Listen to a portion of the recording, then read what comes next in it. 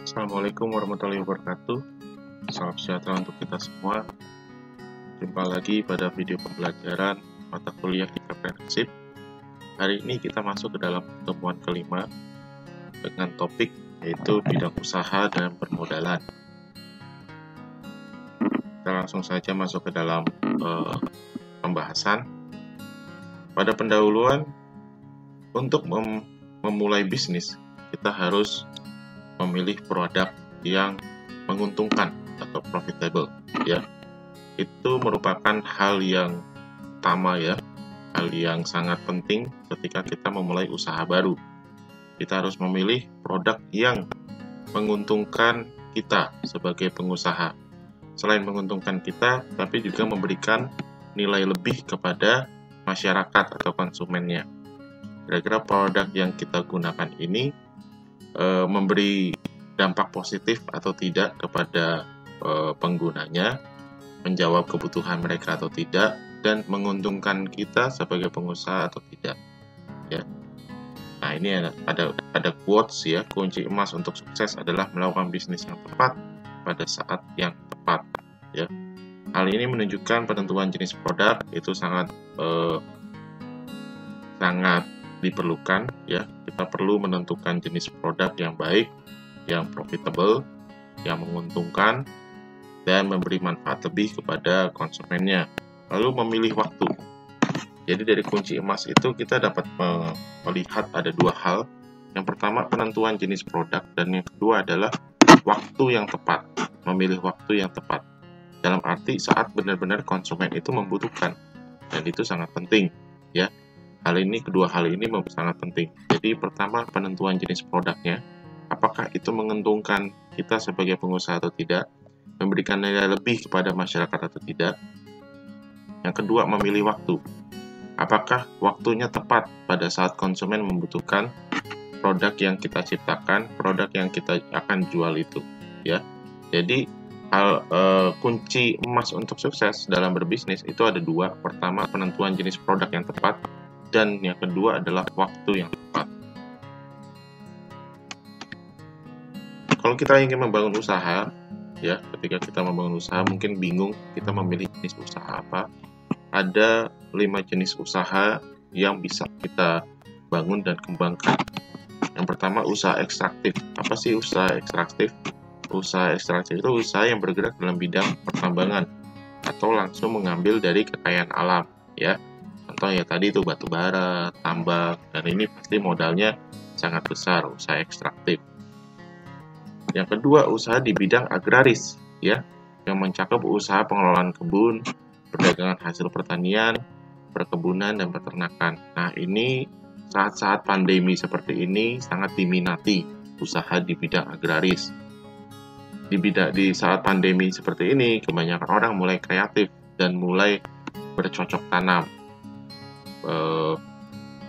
Menanam bunga-bunga gitu, ya, bunga-bunga yang lagi hits, ada daun namanya janda bolong gitu, ya, yang dijual dengan harga yang fenomenal, fantastis gitu, ya, nilainya tinggi. Nah, ini usaha di bidang agraris, mengelola kebun, pertanian, perkebunan dan peternakan, hidroponik, ya. Ada banyak sekali, dan ini juga bisa dijual online, ya. Saya ngelihat di Shopee itu banyak juga yang jual bibit tanaman, ada juga yang sudah jadi dikemas dengan kardus lalu dikirimkan. Usaha di bidang agraris ternyata bisa juga dijual secara online. Lalu yang ketiga industri. Nah, industri dapat dirinci ke dalam berbentuk berbagai jenis komoditi yang dihasilkan dan besar kecilnya usaha yang dihasilkan, ya. Industri itu berarti dia yang dimaksud pada jenis usaha di sini itu industri yang dalam artian membuat produk dari bahan mentah menjadi produk jadi, gitu, ya. Ini industri yang dimaksud dari sini. Jadi merubah dari produk bahan mentah, bahan baku gitu, ya, menjadi bahan jadi. Lalu usaha perdagangan. Kalau usaha perdagangan ini yang sangat mudah untuk dilakukan, ya. Usaha perdagangan ya sesuai dengan besar kecilnya berbagai komoditi yang diperdagangkan. Itu usaha perdagangan, ya. Menurut besar kecilnya usaha dan berbagai komoditi yang diperdagangkan. Nah, ini bisa dilakukan dengan jual online atau offline, ya. Dan ini sangat mudah, modalnya bisa sangat minim, ya. Kita bisa memulai usaha perdagangan dengan cara menjadi reseller atau dropshipper. Itu sangat mudah, ya. Modalnya hanya modal pulsa handphone saja, modal kuota internet. Tapi untuk modal membeli barang sepertinya tidak terlalu banyak gitu ya. Karena kalau dropshipper sistemnya itu pembeli jadi seperti perantara saja. Reseller pun juga seperti itu. Lalu yang terakhir adalah usaha di bidang jasa yang menyangkut pelayanan kepada konsumen, misalkan jasa desain, ya, jasa desain, terus jasa konsultasi, konsultan keuangan, konsultan akuntansi, dan lain-lain. Ini di bidang jasa. Jadi ada beberapa jenis usaha ekstraktif, agraris, industri, perdagangan, dan jasa. Nah, saudara, saya ngelihat di proposal ide bisnis yang saudara jalankan itu kebanyakan di perdagangan, ya, di perdagangan. Yang di jasa ada jasa tour and travel. Ini juga bagus, ya, jenis usaha ini. Lalu, nah ini bidang usaha sesuai dengan karakter, ya, kelompok konsultif. Ada yang karakter ekstrovert, introvert, analitis, dan lain-lain. Kalau di bidang ekstrovert dominan, jadi karakternya ekstrovert dominan, bidang usaha yang lebih sesuai adalah bidang-bidang yang memungkinkan mereka berada pada posisi sebagai pemegang kendali. Ya, kalau saudara merasa diri saudara adalah ekstrovert. Ekstrovert itu mudah bergaul, pandai berbicara, suka dengan keramaian. Itu biasanya orang-orang yang ekstrovert. Jenis usaha yang cocok apa? Jasa konsultasi, kursus, pelatihan olahraga, dan bidang perdagangan, ya. Ini ekstrovert dominan. Jadi ekstrovert dominan itu orang yang suka lebih banyak di luar daripada di dalam, gitu ya. Lebih senang di lapangan daripada kerja di belakang meja, gitu ya, di rumahan. Nah, biasanya ekstrovert dominan itu senangnya ya jenis usaha yang cocok adalah seperti ini, ya. Lalu kelompok termasuk ekstrovert, ya. Namun keberbedaannya berbeda dengan kelompok konsultatif. Kalau ini orangnya konsultasi, ya. Kelompok konsultatif ini tadi, ya, jasa konsultasi, kursus, jadi senang memberikan bimbingan, suka memberikan konsultasi. Tapi ada juga yang ekstrovert saja, ya. Berbeda dengan kepribadian yang kelompok konsultatif. Bidang-bidang yang sesuai dengan mereka adalah biro jasa, biro teknik, pengetikan, fotokopi, dan lain-lain, ya. Kalau yang sifatnya analitis, kalau analitis biasanya problem solver. Wah, ini suka memecahkan masalah. Nah, bidang-bidang usaha apa yang cocok?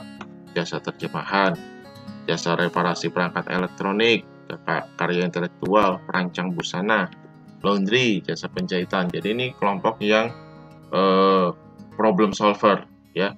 Jasa terjemahan itu kan problem solver, ya. Lalu reparasi itu juga sama, dan lain-lain. Bagaimana cara memasuki bisnis, merintis usaha baru, ya? Ketika kita merintis usaha baru, ya, ini ada beberapa cara memasuki bisnis, ya. Ada dua pilihan.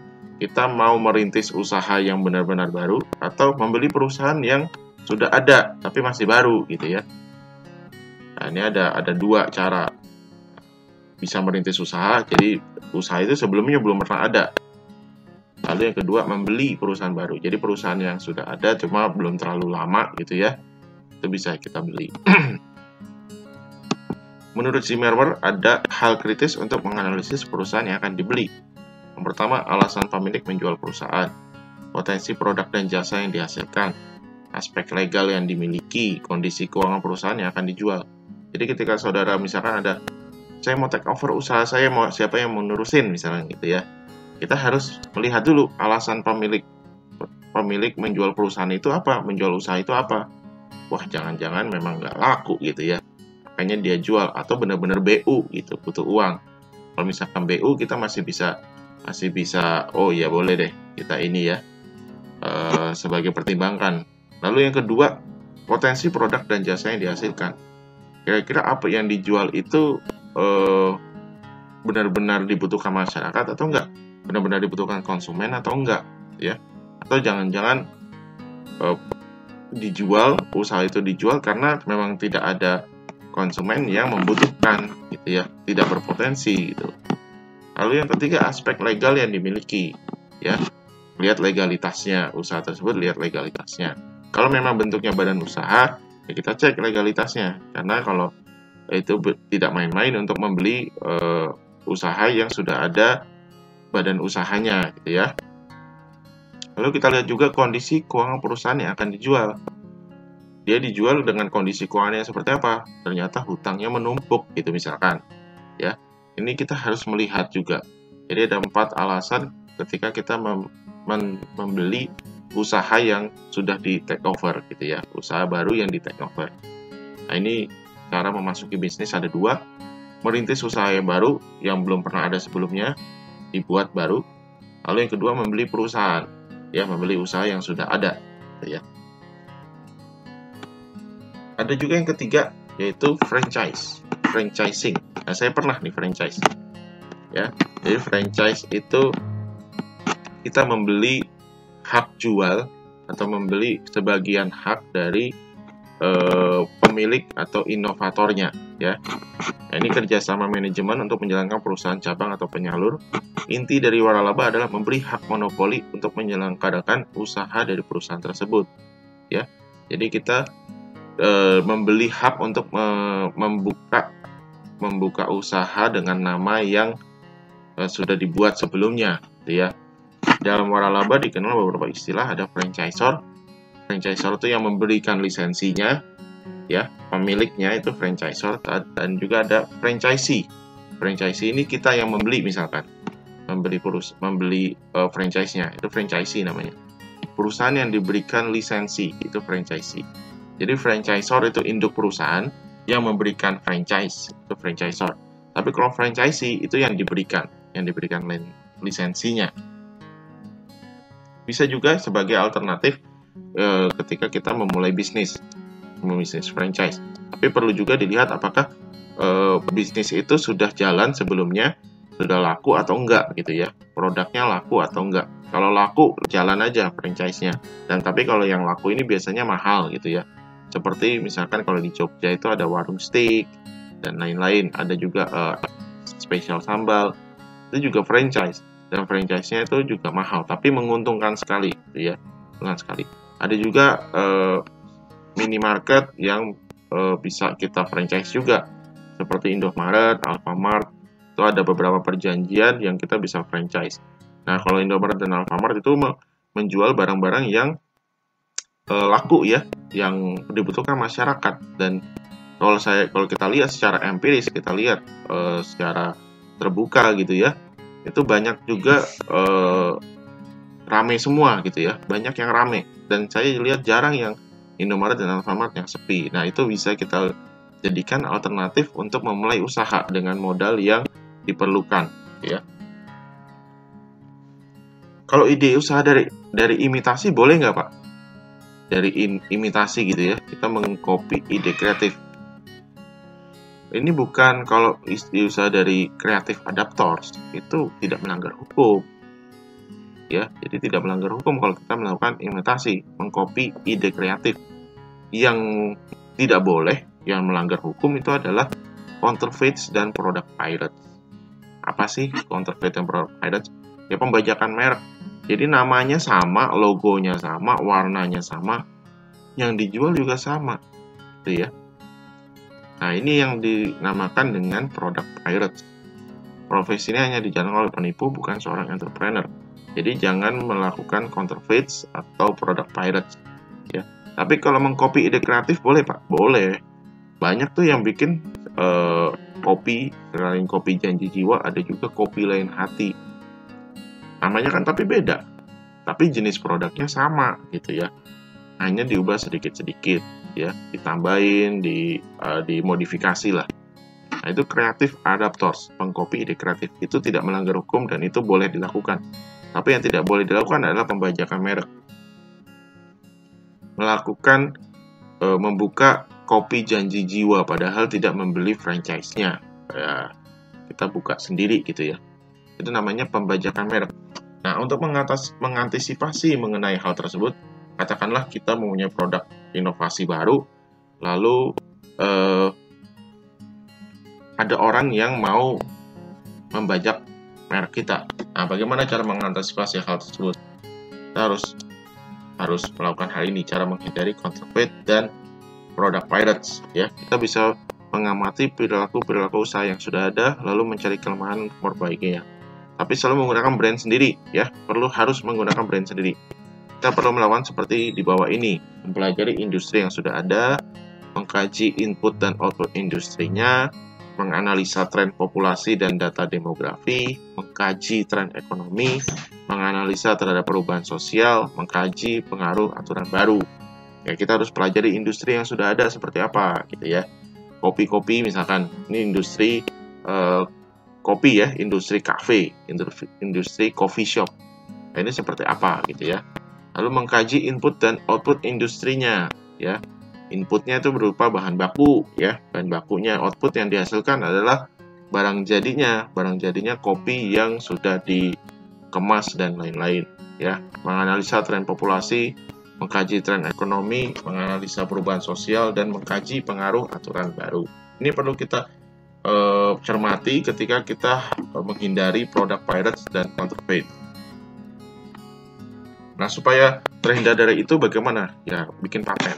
Ya, jadi kopi janji jiwa yang kalau ada orang yang menggunakan nama kopi janji jiwa, ya, membuka kafe dengan nama kopi janji jiwa, katakanlah, itu melanggar hukum karena sudah dipatenkan nama kopi janji jiwa itu milik namanya siapa, gitu ya. Nah, itu namanya paten. Jadi pengakuan dari lembaga yang berwenang atas penemuan produk yang diberikan kewenangan untuk membuat, menggunakan, dan menjual selama paten tersebut masih dalam jaminan, ya. Alat yang diciptakan harus betul-betul baru dan diberikan kepada penemu yang sebenarnya.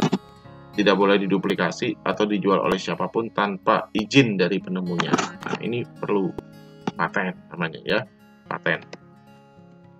Merek dagang. Nah, tadi tuh yang saya jelaskan, kopi janji jiwa di merek dagangkan di berbentuk nama. Merek dagang pada umumnya berbentuk nama, simbol, logo, slogan, atau tempat dagang yang oleh perusahaan digunakan untuk menunjukkan keoriginalan produk atau membedakan dengan produk lain di pasar. Nah, kita bisa mempatenkan merek dagangnya, ya. Jadi merek dagangnya dipatenkan. Lalu hak cipta, copyright. Hak istimewa guna melindungi pencipta dari keoriginalitas ciptaannya. Contoh misalkan buat lagu, karangan, buku, ya, hak untuk memproduksi, hak untuk menjual, dan lain-lain. Itu copyright. Kriteria usaha. Nah, ini kriteria usaha menurut Undang-Undang Nomor 20 Tahun 2008 mengenai usaha mikro, kecil, dan menengah. Jadi ada usaha mikro, kecil, dan menengah. Namanya UMKM berarti, ya. Nah, usaha mikro itu yang kekayaan asetnya paling banyak 50 juta.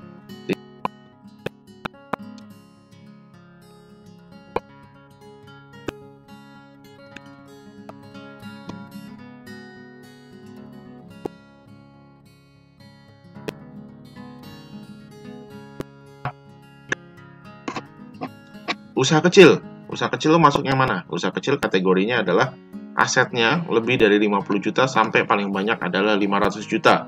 Tidak termasuk tanah dan bangunan tempat usaha. Atau omsetnya lebih dari 300 juta dan paling banyak adalah 2,5 miliar. Itu usaha kecil. Jadi kalau omsetnya di bawah 300 juta itu usaha mikro, usaha kecil tuh omsetnya 300 sampai dengan 2,5 miliar, ya. Lalu kalau usaha menengah seperti apa, Pak? Usaha menengah itu memiliki kekayaan bersih lebih dari 500 juta sampai dengan paling banyak 10 miliar. Tidak termasuk tanah dan bangunan tempat usaha, atau omset penjualannya lebih dari 2,5 miliar sampai dengan 50 miliar. Jadi 2,5 M sampai dengan 50 M masuknya adalah usaha menengah. Nah, kriteria nominal ini dapat diubah sesuai dengan perkembangan ekonomi yang diatur oleh peraturan presiden, Perpres, ya. Jadi kalau kita melihat dan kita berkaca pada usaha kita, setahun tuh menghasilkan omset berapa ya. Kalau misalkan di bawah 300 juta berarti masih usaha mikro. Kalau 300 juta sampai dengan 2,5 M usaha kecil. Kalau di atas 2,5 M sampai dengan 50 M itu usaha menengah. Ya, ini kriteria usaha menurut Undang-Undang Nomor 20 Tahun 2008 ya. Nomor 20 Tahun 2008. Nah, sekarang kita masuk ke bagaimana cara memperoleh modal ya. Kita cek dulu pengertian modal itu apa. Ya, untuk mendirikan atau menjalankan suatu usaha diperlukan modal. Ya, betul. Modalnya uang dan tenaga. Modal dalam bentuk uang diperlukan untuk membiayai segala keperluan usaha, seperti biaya prainvestasi, pengurusan izin, dan lain-lain ya. Membeli bahan baku sampai modal kerja ya. Sampai modal kerja itu modal yang diperlukan. Tapi kalau modal keahlian, ya modal keahlian hanya keahliannya saja, tenaganya. Keahlian dan kemampuan seseorang untuk mengelola atau menjalankan suatu usaha. Ya, ini biasanya di bidang jasa nih ya. Kalau keahlian itu di bidang jasa desain, jasa konsultasi itu ya, seperti jasa kursus dan lain-lain. Ini modal keahlian. Besarnya modal diperlukan tergantung dari jenis usaha yang akan digarap. Perhitungan terhadap besarnya kebutuhan usaha dilakukan sebelum usaha terlebih dilakukan. Perlu dilakukan proses seleksi karyawan. Ini modal keahlian. Kalau jenis-jenis modal usaha, ada modal investasi, modal kerja ya. Modal investasi digunakan untuk jangka panjang ya. Dapat digunakan berulang-ulang, biasanya umurnya lebih dari 1 tahun kalau modal investasi. Penggunaan modal investasi itu seperti ya, apa sih modal investasi itu? Yaitu investasi yang jangka panjang, seperti membeli aset tetap seperti tanah, bangunan, mesin, peralatan, kendaraan, dan yang bersumber dari perbankan. Tapi kalau modal kerja itu biasanya jangka pendek, digunakan untuk operasional sehari-hari ya. Yang modal ini digunakan untuk membiayai operasional perusahaan pada saat sedang beroperasi. Jadi ada modal investasi dan modal kerja. Jenis modal usaha itu ya. Ketika kita membangun usaha, kita pilih dulu mana yang modal investasi dan mana yang modal kerja. Modal investasi seperti kita membeli peralatan. Misalkan, wah saya membutuhkan komputer. Oke, itu yang dibeli. Berarti komputer masuk modal investasi karena umurnya lebih dari 1 tahun. Tapi kalau misalkan saya butuh bahan baku seperti kertas dan lain-lain, itu masuknya modal kerja. Ya, kita bisa pilih-pilih mana yang digunakan untuk modal investasi, mana yang digunakan untuk modal kerja. Sumber-sumber modal ada beberapa. Jadi kalau kita mau, mungkin saya ditanya, sering banget ini ditanya, Pak, caranya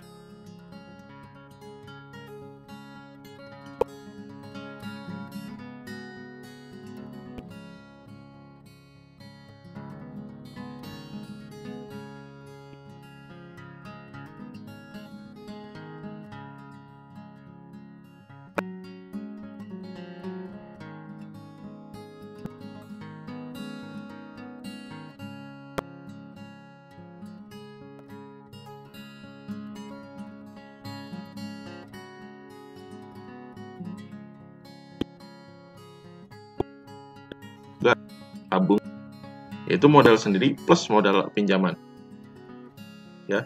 Jadi modal sendiri plus modal asing ya, itu yang sering digunakan pada saat kita membuka usaha baru, itu mix ya antara modal sendiri dan modal pinjaman.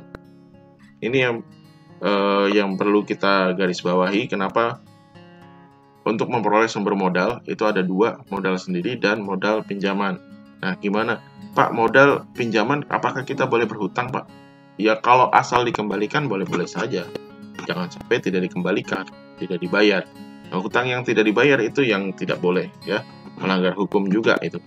Nah, itu yang perlu kita garis bawahi, bahwa sumber modal itu ada 2, pertama modal sendiri dan kedua adalah modal pinjaman. Modal pinjaman yang paling gampang adalah modal pinjaman itu misalkan meminjam ke bank ya, atau 2 meminjam kepada koperasi, dan yang paling mudah lagi meminjam kepada keluarga terdekat misalkan ya. Tapi harus dengan catatan wajib dikembalikan. Dengan catatan wajib dikembalikan. Tapi kan saya nggak mau ngutang Pak, saya mau modal sendiri. Oke, nggak apa-apa, tabung aja. Membuka sebuah usaha Atau kalau mau mulai usaha dengan modal yang seadanya, yang minim gitu ya, ya bisa memulai dengan usaha perdagangan seperti dropshipper ataupun reseller.